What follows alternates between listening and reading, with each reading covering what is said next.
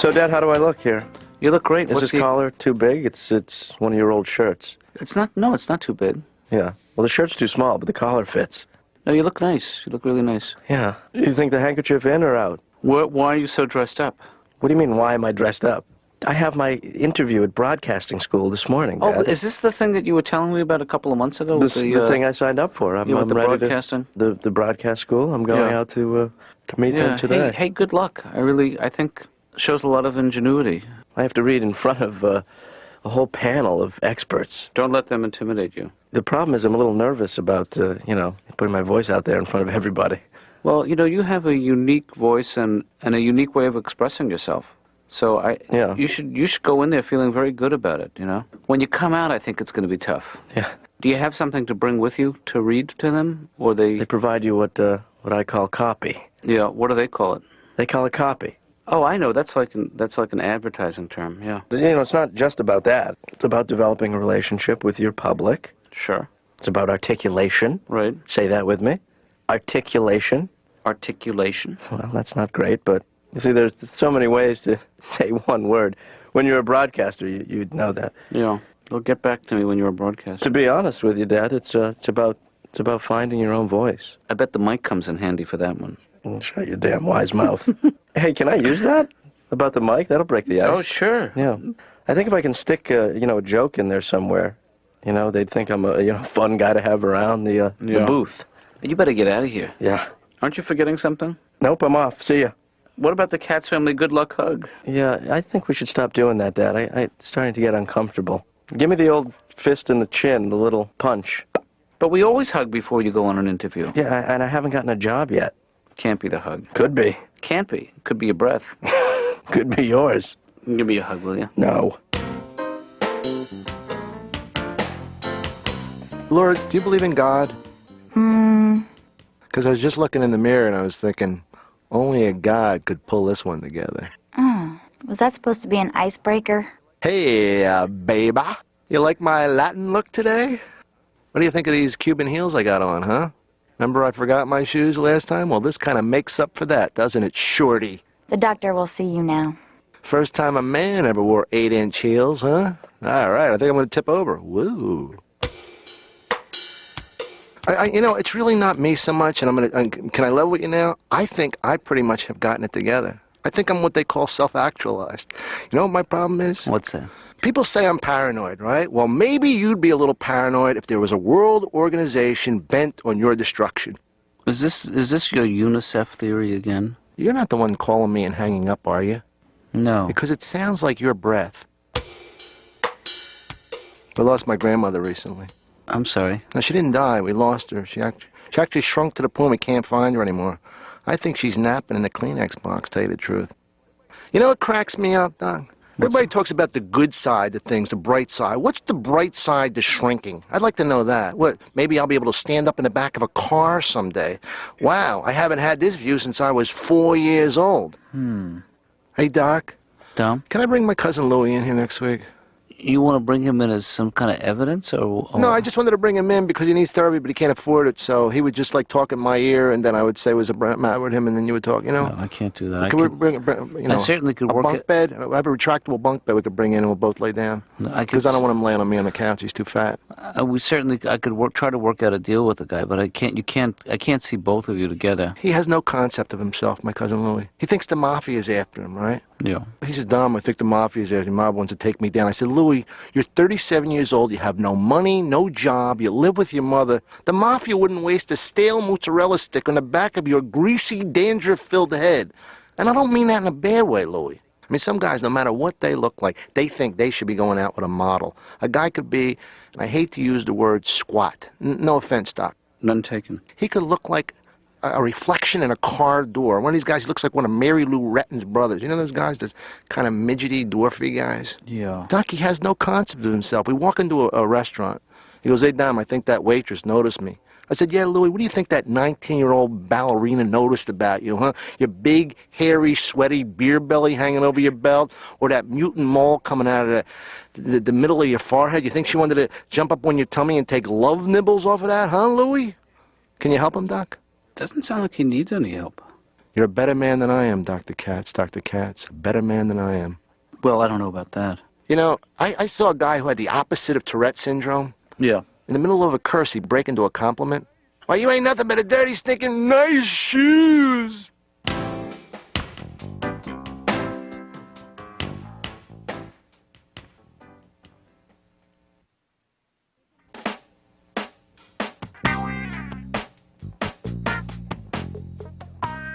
Dr. Katz? Yeah. There's a message on the machine that it's from Ben that I think you probably want to hear. Okay. I'm going to step out because I don't want to hear it again. Okay. And when we come back, we'll be talking live via satellite to somebody. Somebody else who is somewhere in another satellite area. Back to you, Jane. Jane, are you there? I'm not getting you, Jane. I can't... Jane? I had my wisdom teeth out. Uh-huh. You know, I didn't have them all out. No? The dentist wanted me to, but I didn't fall for that scam. You know, so I just had the top 6. I love to cook. You know, I guess, you know, it's okay for me. I mean, you know, it's the 90s when a guy can just say he loves to cook and it doesn't mean anything more than he's a homosexual. Right. One good thing is I don't smoke. I'm not a smoker. You know, I tried it in high school. You know, I remember when I stole my father's cigarettes, you know, and he knew it was me because I jumped him in the kitchen. You know, he got a really good look at my face, too, you know, because the refrigerator light. I went deep-sea fishing, it was not what I expected at all, you know. Day o' vomiting is what they call it. You really have to read the fine print. You know, I had no idea what I was getting into, and I took a Dramamine just in case. Half hour into the trip, I got sick. The Dramamine was the first thing I threw up. You know, this pill leaped out of my body, jumped into the water, and swam back. Everybody on the boat hated me, you know, because I was catching more with my bait than they were with theirs. Hey, I think they like those English muffin pieces. Look at them go after that stream of apple juice. Hey, Laura. Hi, Ben. How you doing? Fine. Good. You look well. Thank you. You look really well. Yeah. Does my voice sound booming to you? Do you recognize a healthy timbre? Huh? I'm going to my big interview today. I know. Oh, my dad told you? Yeah, I'm going to be a broadcaster. Yeah? You know, I got the voice for it. The thing about broadcasting, it's all in the voice. Really? It's also a confidence game, too, Laura. I mean, you can't just go in there and you got to be firm and you got to be sure. You know, my favorite people on the radio, of course, are the morning zoo guys. Right. Because I'm more like an entertainer. Right. I mean, there's a lot of news out there, but that's not what people want to hear. You want to be a broadcaster who just tells people what they want to hear. Well, you know, I want to be the guy that when, you know, at any point in any conversation I'm having over the radio, I can press a button and like a wacky sound comes on. Like a ba-dong. And I'm like, let's hear that one again. Ba-dong. I'm getting older, Dr. Katz, you know that. We all are. Everybody ages. I sometimes wonder what kind of parent would I be. I don't know. You know, probably the father. I'm practicing to be a father, though, you know, because I support a child in Central America. Really? I do. I send them $18 a month, and I write things on the checks. You know, like, go to your room. You know, don't talk back to me, little mister. Right. You know? And my favorite one, hey, catch. Yeah. I didn't have a very strict Jewish upbringing, you know, because I'm Catholic. My brother and I used to make a lot of money whenever it snowed, you know, because during big snowstorms, we'd go over to, you know, somebody's house that wasn't shoveled and slip and fall and sue them. I believe in ghosts. I should tell you that, Dr. Katz. You should know that about me. I believe in ghosts. I believe that for the first 18 years of my life, my grandfather haunted the room upstairs. Then my mother told me he lived there. That guy's alive? And we could do like a whole section on the news, but it would be jokey, you know? What's going on in Washington? You know, are those guys working for a living over there or what? And I emphasize a what, because they're not. Well, good luck. How about that Europe? Huh? What are they doing over there? Are they crazy or what? Or what would be my big... Huh? Living with someone is really tough. After the first 6 months of marriage, I was still leaving my socks all over the place, you know, and she was still bringing home guys. Sure, it's an adjustment. Yeah. So high school was a really difficult time for you. Is that right, Bill? Yeah, I think, I mean, I still owe some homework. That's how bad it got, you know. And are you in touch with any of your old friends from high school? You know, my high school, I wasn't very popular, I guess. I don't know. In my high school year, I was voted out of the yearbook. Yeah. You know, one time I ran for senior class president and someone shot at me. Actually, Laura, to be honest, you know, I'm doing this whole broadcast thing because I just want to be the next guy who gets to go, goal!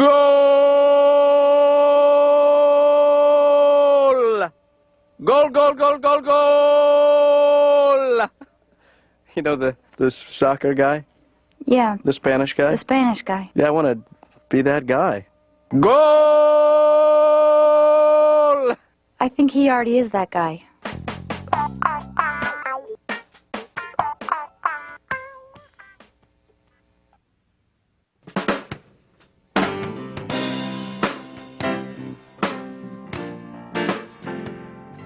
Hey, Dad. Ben, Yeah, I can't talk long. I got to save the voice. how did it go? I just got through with the pre-interview. Yeah. It was, you know, I was actually a little thrown. Well, you know, it's a pre-interview. It's not the interview. Yeah. What kind of stuff did he ask you? Well, he opened with, "What have you done prior to this?" And that really threw me. Yeah. Hey, that's none of his business. I just didn't have a decent answer. Yeah. So I said, "Oh, this and that." That should hold him. Yeah, you know, he just didn't look thrilled with that. Did he ask you for references? Oh, yeah. And Yeah. what did you do? I just listed some of my favorite broadcasters. Yeah. Some of the old favorites. Yeah. Oliver Wendell Holmes. And All the best. You know, he said, "Do you have any experience?" And I said, "You know I do." You know, wink, wink. yeah, Oh, dear Dad. yeah. Why do I do this? I had an idea during the Gulf War when tensions were so high, you know, that Right. if all the networks would agree for just for one night to substitute the word noodles for news. You know, and you have guys saying, hoping your noodles are good noodles. Yeah. And now, Good night and good noodles. when we come back, more noodles. You see where I'm going with this? Yes, more noodles. Elsewhere in the noodles tonight, you know, it would sort of, Yeah, it would lighten things up. Yeah. I'm not going to mention that. don't. Yeah. I'm sorry I brought it up. Yeah, I'm taking this a little But if you serious. do mention it, give me credit. Okay. That's all I'm saying. You know, I'm just starting to think I don't have the voice for it. No, Ben, you have a great voice for broadcasting, and I think, you know, you don't talk yourself out of it. Yeah. Let them do that. Yeah. And think about a hook, you know. All good broadcasters have a hook. Yeah. Walter Cronkite said, that's the way it is. What about no news is good news? I don't think that'll fly. Yeah. Who said good night and good news? Dan Rather said good night and good news. Yeah. Who said good yuntif? What about this? Good night and seriously, get some sleep. I think it's good advice. I'm not Alright. sure it's good broadcasting. Yeah. Who said good night and I love you? That was me, Ben. Listen, you want to get a drink after work? Hang See, out? No, I don't think you realize that would be... Let me try to explain this in a little... Doc, little... I mean, you don't have to drink. If you want to, you know, smoke a joint or...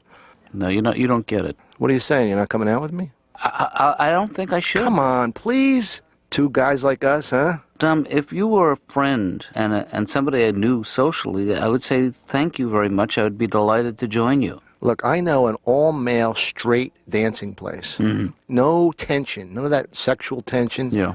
You know? Because I was thinking, Doc, I mean, maybe this is way out of line, but you know, like how these gays are getting married? Mm-hmm. Why can't straight guys get married, huh? You know, I got a friend, Mitch Gilbert. He's a rich lawyer in New York. Maybe I'd like to hook up with him, have him take care of me, huh? You know, and we would encourage each other to cheat on each other. And we would never ask about each other's feelings, and we would never care if we were home or not. That would be a great marriage. We'd have Social Security, tax write-offs, and everything. Huh? You know, that's not such a crazy idea. Will you marry me? Look at Please, marry me. you. No. I'll take care of you. I'll make you happy. Sure, you're saying that now, but Come on, yeah. Doc. Two straight guys. We can do it. We can make it work. Please? Doc, look at this. Now, first Yeah. of all, did you know I had this kind of extension? What's that? What's that? What letter? That looks like an L. You got it, big boy. Jeez, All that's right, what's this? I am rounding myself off to a letter. an O. Okay. I know you went to college. Where am I now? Let my legs spread in the air like, come on, get Do you me. really want to play this game? What is it? It's What I'd letter? say it's a V if I... All right, what's this? Huh? Who's your little bird? What's that? That's an E. You spelled out love. How do I feel about Dr. Katz? Who's my main man, huh? Who's the guy that has brought me to this point in therapy where I can cry for no apparent reason? You have, Dr. Katz. You know, sometimes I'll be happy and laughing, and then all of a sudden I just burst into tears, and then I get violent, and then I just, you know, get nauseous. I thought, I don't think I should eat hot dogs before I go to bed. You know where I go for pleasure, Doc? The graveyard. That's where I got to see my poor deceased grandfather. Oh, yeah, you got to eat your lard, boy, he would always say. Have plenty of lard. Bacon. Make sure you eat bacon with your lard. Uh-huh.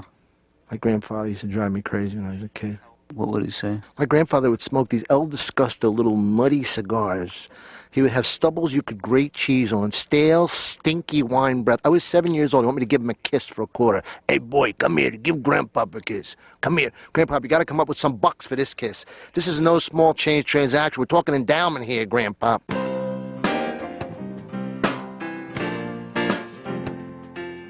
His latest fantasy is to become a professional broadcaster.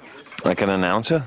Yeah. But he's excited about the audition, and I'm not trying to talk him out of it, you know. Where did he see an ad or something? Why is he? They advertise on TV, this place. Oh, yeah. It seems a little... Oh, yeah, I've seen those. Yeah. What's the word I'm looking for? Suspect? Yeah. Ben said he was the only guy who auditioned who did not have a real serious speech impediment. Oh, no. Did you ever have any show business fantasies when you were younger, either of you? I had a strong desire to be the ringmaster, you know, the guy, the ladies and gentlemen. I love that guy. Yeah. You know, when I was 15, my parents took us to a circus, a small circus in the Berkshires. Small one.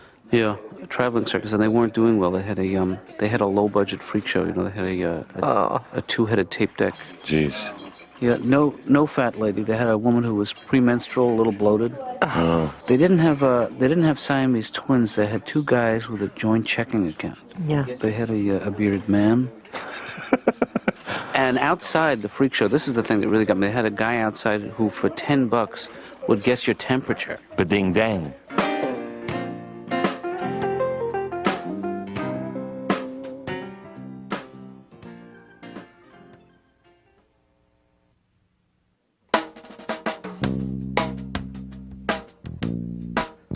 You sound defeated, Ben. I hate to hear you talk like that. Well, you know, I just think that the guys before me, when, you know, they went in, they looked confident, and then they came out smiling, and they shook each other's hand. It was just like the pamphlet. Yeah, they work there, those guys, Ben. Oh, really? Those are plants. It is a scam. Yeah. Ugh, I'm definitely going. You know how I love a good scam. Yeah. I think I realized it was a scam when he said talking to the broomstick. Uh-huh. Oh, and Dad, I really knew it was a scam when afterwards they said for $1,500, you know, I could take the 6-week course. Or for $2,000, I could just get the diploma. No. For $2,500, they throw in a set of speakers. You know what I'm talking about? Huh? Scam City. Yeah. You're talking about Scamville. Yeah. Scamberg. Scamorama. Yeah. The audition didn't go as well as I thought. Ben, I'm sure it went much better than you thought. Why are you being so contrary? I'm just trying to be supportive. You know, you'd be surprised. Sometimes when you're caught up in this thing, you can't really tell how well you're doing. What reason do you have to believe that it wasn't going well? I can't read. Oh, you should have told me, Ben. I was afraid to. Oh. I'm kidding, but within the text, they threw in a whole bunch of hard words. That's not fair. And then he said, you know, I had a problem with my hissing. Yeah. So I went to the dentist down the hall, and so I had bridge work done. Came back in, hissing is gone. That was $2,500. Is that part of the tuition, though? The broadcasting school, they own everything. Yeah. Oh, they're know? very powerful people. It doesn't end with just them. Ben, you're never leaving the house again. Doug, you know what cracks me up about boxing? What's it? The fighters, they try and kill each other, then they hug at the end. Yeah. What the hell's that about? I'm going to kill you using bing. I was so wrong about you. Come here, hold me. Come here. Let me grind on you. Let me pull down your trunks just to the top of the crack of your butt. Hey, that don't make me gay or nothing, does it? I just wanted to let some of that stench out. How come you never see boxers cry? You know? How come you never see boxing? You know what I think the smart idea would be? Act like every punch hurts. Yeah. Then it would throw the opponent off. Ow! Hey! Ooh! Ooh, that was a bad... Ooh, hey! Hey, come on, not in the face. Not in the face. What are you, nuts? And then bang, bang, bang. You know what I mean, Doc? Oh, did I hurt you? I'm sorry. Why do you play these games, Dom? What's going to come of it? What's in it for you? Well, I really don't know what comes of any of these games, but I will say one thing. Guess what you are? You're it. 369, I resign. There's no... 369, I resign. And you know what? It's so funny because you who thinks you're so mature, you hate being it, don't you? Oh, you hate being it, don't you, Doc? And you know, because it's a Friday, you know what that means? You're going to be it for the whole weekend, mister. Why do you think this game extends outside the office? Because it does, because it's worldwide tag. I called no worldwide tag when you came in. You did? Our car keeps getting broken into. 10 times we've had it broken into. It's like they're picking on us. You know, the first time they broke in, they stole the radio, which is fine because that's what they do. But then after that, there's nothing in the car to steal. You know, in fact, the last time was just a couple of weeks ago. I was walking out of the house in the morning, and you could see the car, and the two front doors are both a little bit open, and there's nothing in the car to steal. Now I think they're just using the car to cut through. You know, it's like it's so easy to break into, it's not worth going around. You know, they just go, hey, we can go through here. It's a shortcut. Either that or it's some sort of theft training mobile, where they actually just, like, sit in there with the new guy and go over things. Whoops. Bill, you know what the music means. Our time is up.